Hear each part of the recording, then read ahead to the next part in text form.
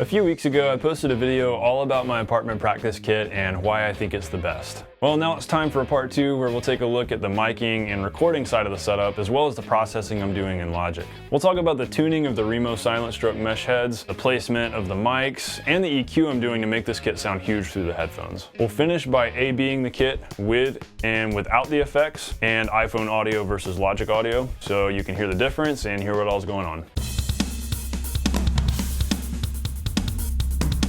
Hey everybody, welcome to The Non-Glamorous Drummer. This is a channel that's all about giving you the non-glamorous tips and topics of the trade to help teach you the skills that really matter to help you become a better drummer. If you haven't yet subscribed, I really hope to earn your subscription. Hey, while you're here on this video, click the link in the description to go pick up your free copy of the practice guide Why You're Struggling to Get Better at the Drums. It just outlines a few simple steps of figuring out what to practice and how to practice it so that you can get more done in less time and make progress every day as a drummer. All right, before we get going, I have to give the little disclaimer that this isn't a how to mic drums video. This is just a how I mic this practice kit here in my apartment with the gear I've got. If this were a legit studio here and we were recording acoustic drums, I'd be doing certain things differently. So just remember that whatever I'm talking about here, we're talking about this kit and what I'm doing to make the practice kit work. So we really just got 3 main things to talk about: prepping the kit for recording, getting it ready, getting it to sound as good as it can, mic placement and signal flow, and then the effects going on in Logic. So as far as prepping the kit, there's really not a whole lot that I'm doing.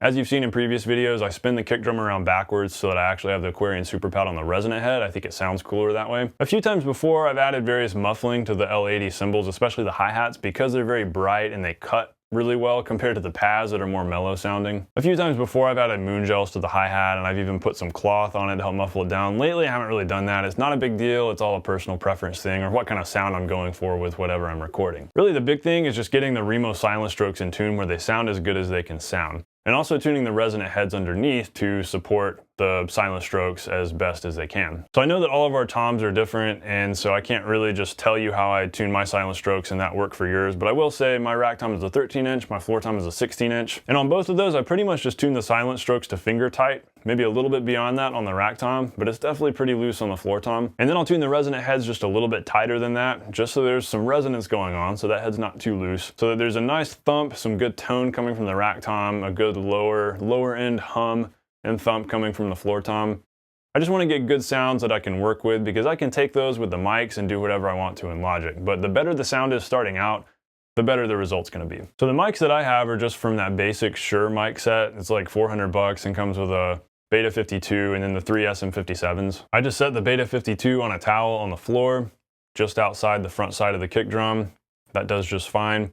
I've got all the 57s clipped onto the drums via the mic clamps that came with the kit. If I'm using the R-Tom black hole on the snare, I can't actually clip a mic onto it because it's too thick. And so I'm actually clipping the mic onto the underside of my rack tom and then pointing the mic at the snare, which works. In general, I have all the mics pointed to the center of the drum heads, so I can pick up as much attack from where the stick is hitting the head. And then I also have the Tascam handheld condenser mic, nothing fancy, super old technology from 2008, sitting up on the music stand in the back. It does a great job of just capturing the overall stereo image. I have the audio from that running down to my interface via an 1/8" to 1/4" split cable, so I can run the left side and then the right side separately into the interface and mix those accordingly, because it is 2 separate mics, so this is the equivalent of 2 overheads. And of course I have the XLRs from all of the Shure mics also running into 1, 2, 3, and 4 on the interface. So then it's just a matter of connecting the interface to my computer and routing things in Logic. Even if you're vaguely familiar with how this works, it's pretty simple. I just select the interface as the audio input source in Logic, and then on each track, pick which channel audio I want going onto that track, and then from there I can mix things, I can add effects, I can do whatever I want to do. My interface is USB 2.0. It's the Tascam US 1800 interface. I bought it on sale like $200, I think 5 years ago. And no, it's not the greatest interface, but it works fine for just recording the practice kit in here. It's something that I'll upgrade when I'm doing any more serious recording around here. And so latency does become an issue, and that's why I have to go light on the effects, and I have to be strategic with what effects I'm actually gonna use when I want to monitor things in real time as I'm practicing. So getting into that, really I'm just doing some EQ. I'm not doing much compression or reverb or anything, at least not as I'm playing in real time. I might add that later if I'm trying to create a cool recording. But I'm really just EQing each of these drums so that they feel bigger, sound bigger, have more low end, so that it feels as much like a real kit when I play it as possible. I'm EQing the kick for punch and low end. I'm beefing up that 60 Hertz region probably by about 10 dB. Here again is an example of things that I'm gonna do differently with this than I would if I were actually recording an actual kit. You don't wanna make giant boosts like that with EQ, but that's something I do with this kit just to quickly get the kick drum thundering up there in my ear so it sounds cool. I'll also EQ the toms to add a little bit more low end, at least a little bit of hum, maybe at 100 Hertz for the rack tom, and then I'll boost that 60 to 100 Hertz range a lot on the floor tom, and I've also cut out a little bit of the low mids and upper mids also. I really haven't done much at all with the snare. It always sounds fine. I'll roll the lows off of the overheads just to clean up the mix. But if I do want to add more crack to the snare and more punch to the kick, in other words, more attack to both of those, I'll just use the transient designer in Logic. It's basically an envelope designer which allows you to control different parts of the sound. So if you've got, here's the sound wave from the kick drum, you can adjust the attack at the beginning, or you could adjust the sustain at the end and just change the levels and really shape that sound. So by adjusting the beginning of the sound, where that impact moment is, and increasing the attack, you're increasing that initial impact point and therefore the punch if it's the kick, or maybe the crack if it's the snare. So it just helps it cut through a mix better, and it can make it more fun to play and really feel like the kick is thumping really well as you're playing it. But as far as effects that I'm running in real time while I'm practicing, that is about it. I've done plenty of reverbs before and compression and all of that, but that bogs down the system and USB 2.0 cannot handle it, and so I'm keeping it really simple and just bare bones basics. Now, if you want to see what this kit is capable of sounding like and what all you can do in Logic in post, go check out a video I did last summer, end of July. It's actually the part 3 of a 3-part series I did about this apartment kit when I first got it going like this, and I was running Aquarian Superpads on everything. Basically, in that video, I talk about more extreme effects and really crazy compression and distortions and reverbs you can do just to make the kit sound really weird and really cool and really funky.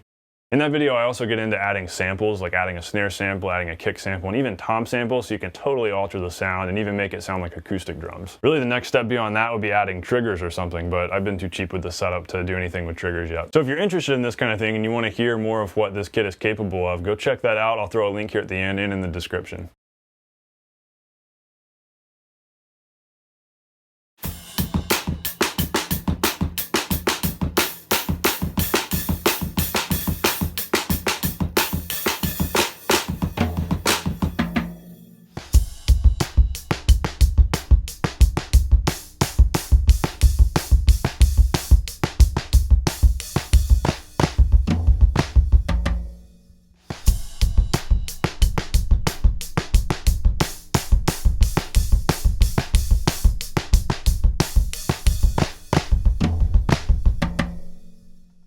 So although this wasn't exactly a teaching video that I could hope you would get something out of, hopefully it at least offered a little bit of encouragement if you're like me and you're stuck in a quiet practice situation and you're just needing to make the most of what you've got. If you're doing a practice kit like this, investing in a little bit of recording gear can be a great investment because it can not only allow you to record yourself and be able to listen back, but you can also just get cool sounds in your ears and it'll make practicing more fun. Better yet, once you're out of the quiet practice situation, you can still use that same kit and those same mics to then construct a more legit recording setup for actual acoustic drums later. I know that most people in my situation will lean towards an E-kit, but you guys know me and you know I'm not a fan of E-kits. I like the realism of a more well-built practice kit with the Zildjian L80 cymbals, and so I really like working with this. Not to mention, I can add on to the recording gear if I want to, and I can still use all of the same stuff later on when I'm not in an apartment and I can actually record the kit. So it's all an investment in gear that I will always use. But either way, I hope you guys found this video interesting. I hope that maybe it helped you out. Let me know what you think in the comments below. As always, thanks for watching, and subscribers, thanks for supporting the channel and watching all of my videos. Thanks guys, have a great weekend. I will see you next week.